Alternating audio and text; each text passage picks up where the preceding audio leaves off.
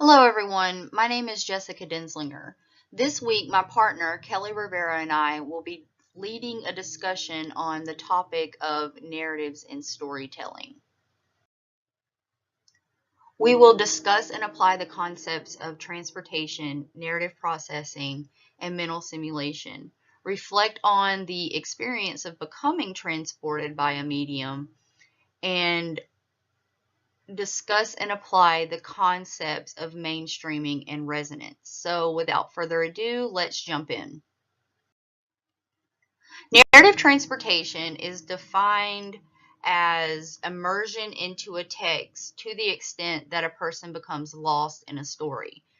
Narrative worlds are broadly defined with respect to modality, so reader may include listeners, viewers, or any recipient of narrative information. Also, elements of a narrative usually involves a fiction story with a sympathetic protagonist. However, some nonfiction mediums that follow a narrative structure, such as documentaries, can have the same effect. It's important to note that labeling a text fact or fiction had no bearing on the level of transportation. Also, instructions given to participants as distractors to deter full immersion had little to no bearing. However, the quality of a text did lead to participants reporting higher levels of transportation.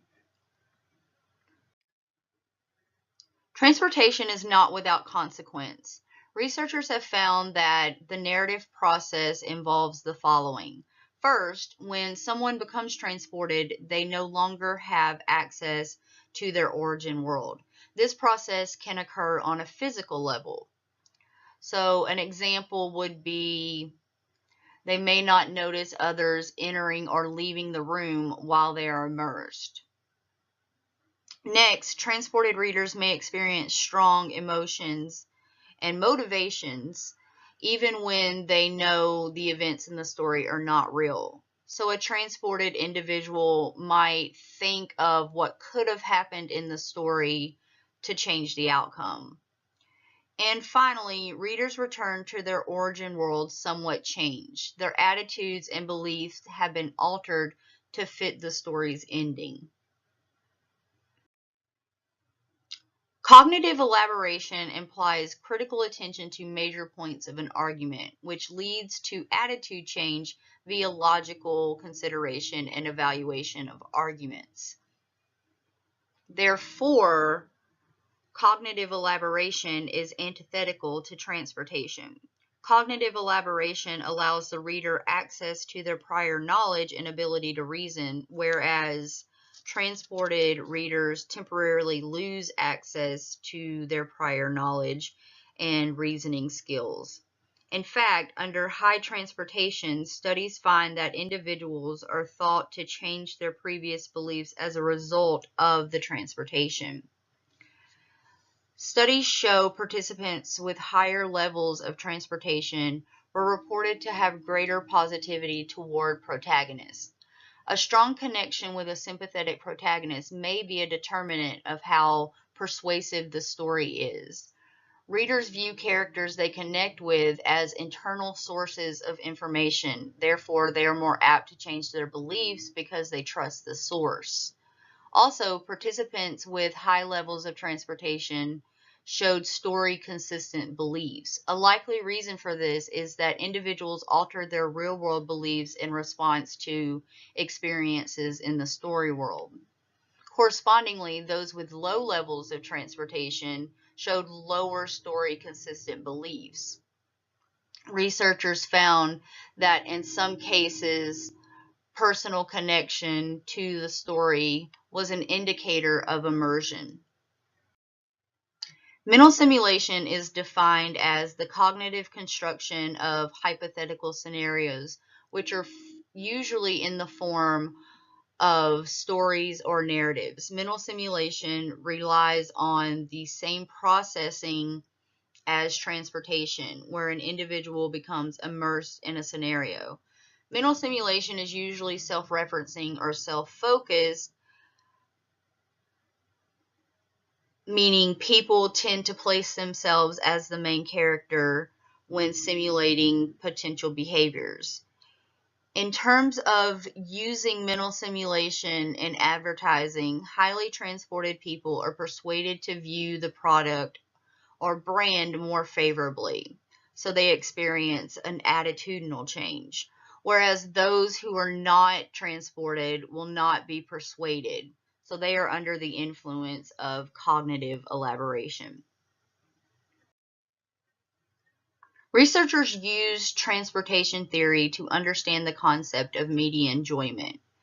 They asked, why do we spend so much time with media? Well, the short answer is we enjoy it.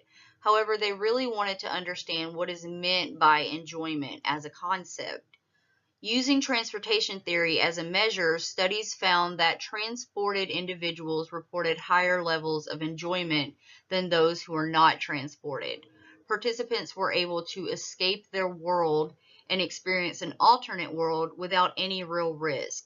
They were able to experience emotions they may not encounter in their origin world. It's important to note that while transportation is a desired state, with transportation being a metric by which movies and books are often judged, not all transportation worlds are pleasant. Individuals are often drawn to worlds that are frightening or cheerless, which allows participants to experience peril or sadness while ultimately staying safe in their origin world.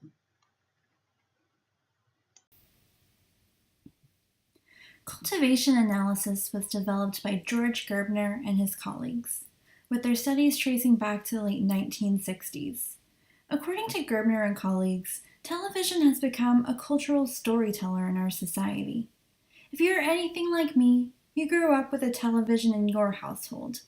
Television has become a member of the average American family. In its most basic form, Gerbner's cultivation theory suggests that exposure to television messages shapes perceptions of the real world, aligning viewers' perceptions of the world with what they see on TV. Television is seen as where we receive most of our information about our social world. Rather than changing perceptions, Gerbner and his colleagues believe that television is more of a reinforcer of attitudes. This cultivation of beliefs is a consistent process. For heavy viewers of TV, television is a main source of information and ideas.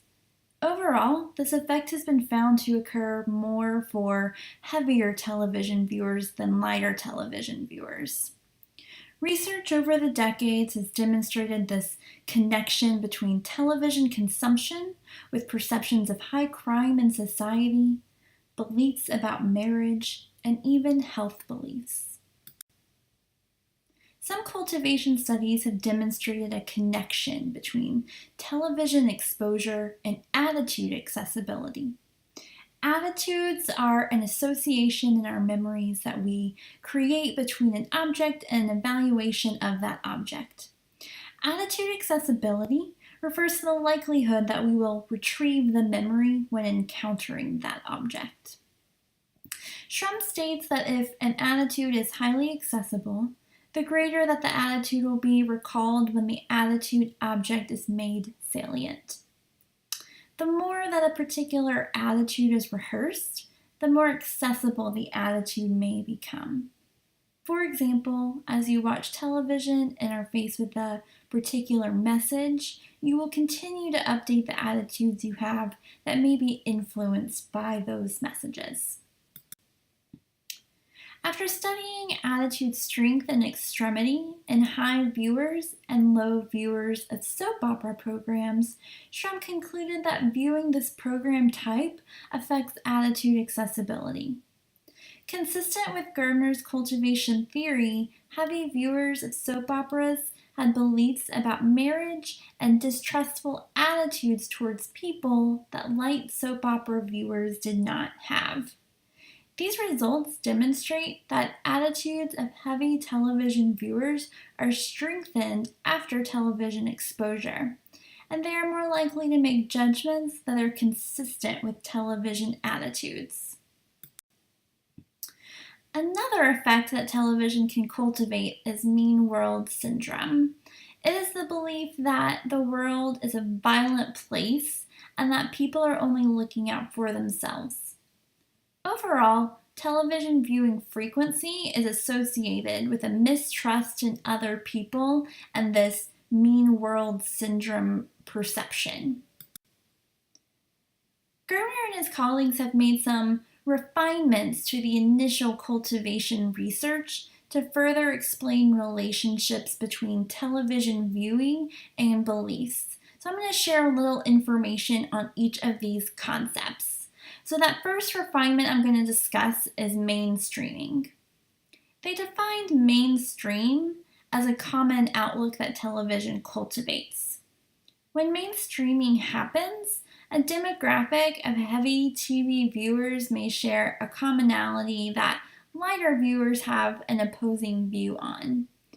Gerbner and colleagues performed a study which found that in the higher education, higher income demographic, heavy viewers respond to questions that are more in line with heavy viewers in the lower education and lower income demographic. The higher education and higher income light viewers responded to their questions out of the mainstream point of view that television culminates. In the end, they concluded that those groups who in general are least likely to hold a television-related attitude are most likely to be influenced toward the mainstream television view. And those who are most likely to hold a view more extreme than the TV view may be coaxed back to the mainstream position. The second refinement I will discuss is resonance. While mainstreaming relates to more general and widespread images, resonance affects those who are heavy viewers and the television messages are more personally relevant.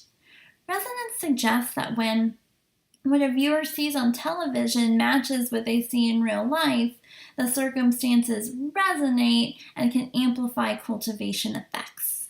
If someone lives in a high crime area, heavy viewership of a show such as Law and Order can provide a double dose of the television message, resulting in a boost in cultivation effects. Today we discussed narratives and storytelling. Thank you so much for watching our video. Media messages can transport us to an alternate world. We can become lost in a story, whether it's a book or a movie. Maybe a storyline resonates with us because it relates to our everyday world. These narratives that transport us can also alter our perceptions of the real world around us, affecting our idea of how violent the world is, or even our ideas of relationships. If you have any questions or comments, please feel free to share them with us in the comments below. This is a list of all of our references that we use today. Thank you.